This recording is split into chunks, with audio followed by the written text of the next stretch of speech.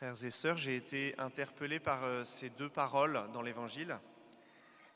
Jésus disait une parabole à ses disciples sur la nécessité pour eux de toujours prier sans se décourager. Première parole. Et deuxième parole, le Fils de l'homme, quand il viendra, trouvera-t-il la foi sur la terre ? Je me suis souvenu de cette petite histoire avec Mère Teresa. Un jour, il y a un journaliste qui vient voir Mère Teresa et qui lui dit « Ah, mais c'est facile pour vous la prière, parce que vous avez la foi. Alors vous priez facilement. » Et la réponse de Mère Teresa est très intéressante, puisqu'elle répond « Mais cher monsieur, vous vous trompez, c'est l'inverse. C'est parce que je prie que j'ai la foi. C'est parce que je prie que j'ai la foi. » Et effectivement, il est bon de reprendre que tous les petits ou les grands temps de prière que nous arrivons à prendre, eh bien, font grandir notre foi. La prière nous met en relation avec Jésus et entretient et alimente notre foi. Alors, Jésus nous dit qu'il faut prier toujours sans se décourager. On a entendu dans l'Écriture deux histoires. D'abord, il y a eu cette parabole donnée par Jésus, un peu étonnante, de cette veuve qui vient déranger ce juge injuste jusqu'à ce qu'il lui réponde. Et le juge n'est pas du tout décidé à lui répondre, mais finalement, elle lui casse tellement les pieds qu'il finit par répondre. Et Jésus dit, mais regardez ce juge injuste, combien plus votre Père qui est au ciel et qui vous aime, lui va vous faire justice et lui va vous répondre. Ne ferait-il pas justice à ces élus qui crient vers lui jour et nuit? Les fera-t-il attendre? Je vous le déclare, bien vite, Dieu leur fera justice. Et puis dans la première lecture, on avait l'histoire de Moïse. Vous vous souvenez de cette histoire? C'est Moïse, il y a un combat qui s'engage. Alors Moïse demande à Josué d'aller combattre dans la plaine avec des hommes d'Israël. Et puis Moïse monte sur une montagne. Et puis quand il est là-haut sur la montagne, il prie le Seigneur de protéger ces hommes et puis de pouvoir gagner la bataille.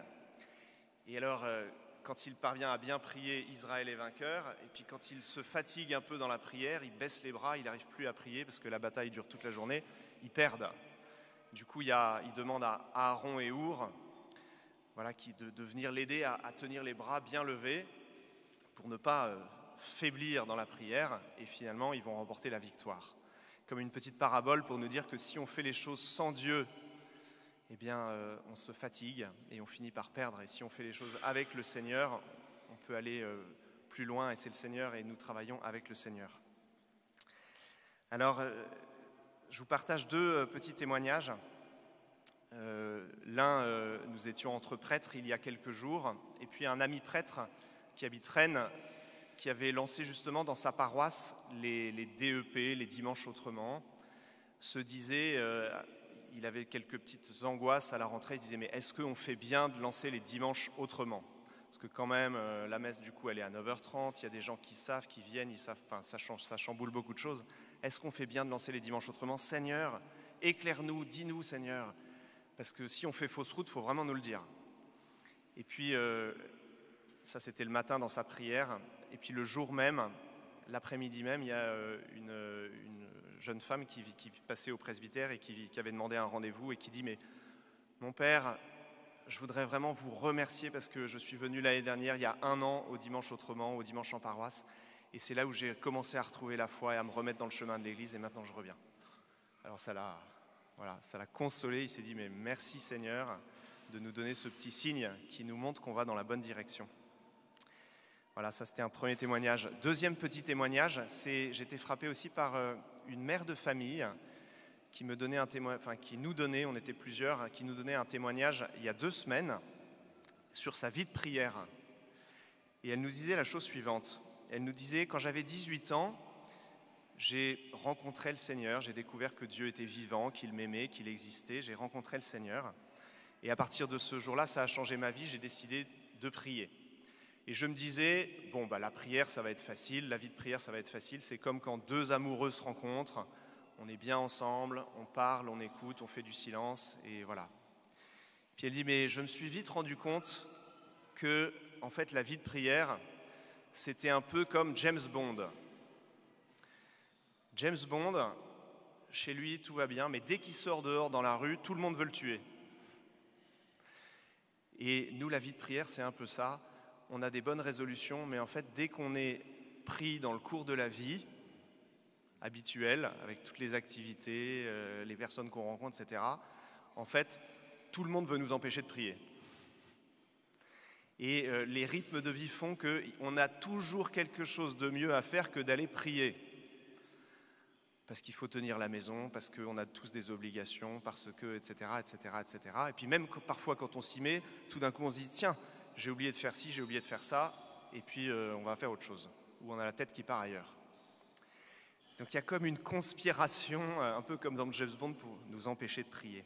Alors elle disait, mais finalement, moi j'ai tout essayé, mais ce qui marche le mieux, c'est de prier le matin avant le lever des enfants. Alors avec son mari, ils avaient décidé d'avancer l'horloge de leur réveil et puis de pouvoir prendre un temps de prière pour être sûr de commencer leur journée dans la prière.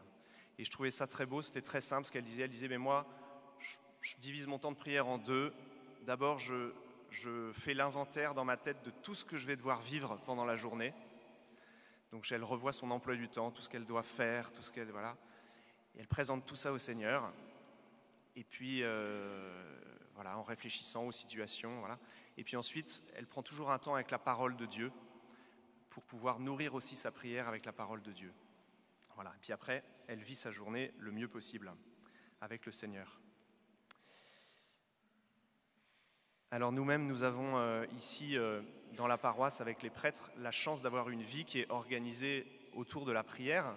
Vous savez que nous nous retrouvons souvent le matin dans l'oratoire. Il y a pas mal de paroissiens qui viennent nous rejoindre pour l'adoration chaque matin, de 7h30 à 8h30. Donc on a beaucoup de chance de pouvoir prier aussi pour vous. Et voilà, ce temps de prière est aussi ouvert à tous. Peut-être si certains veulent nous rejoindre, c'est possible. Le père Bertrand me disait hier que l'année dernière, ou il y a 2 ans, avant que je n'arrive, il y avait eu beaucoup de prédications qui avaient été faites ici même dans l'église pour encourager chacun de nous, chacun des paroissiens, à prier 10 minutes par jour. Voilà, et si chacun d'entre nous, on pouvait avoir ce temps avec le Seigneur, 10 minutes par jour. Je crois aussi qu'il est bon d'avoir une fois dans la semaine un temps plus long, où on prend vraiment la décision de venir prier dans l'église, se retrouver avec le Seigneur un peu plus longtemps. Certains, sans doute aussi parmi nous, sont appelés à prier plus longuement tous les jours.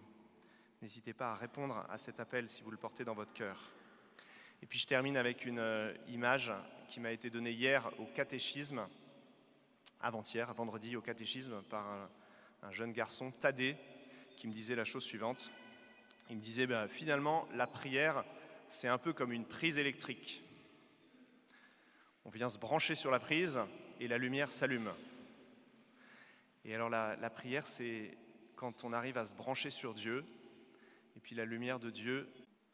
Alors merci à chacun et à chacune pour tous ces petits ou ces grands efforts de prière cachés que nous pouvons faire. Encourageons-nous les uns les autres à prier, car nous le savons, voilà, c'est toujours un combat, on doit toujours rechoisir de prier, de passer du temps avec le Seigneur.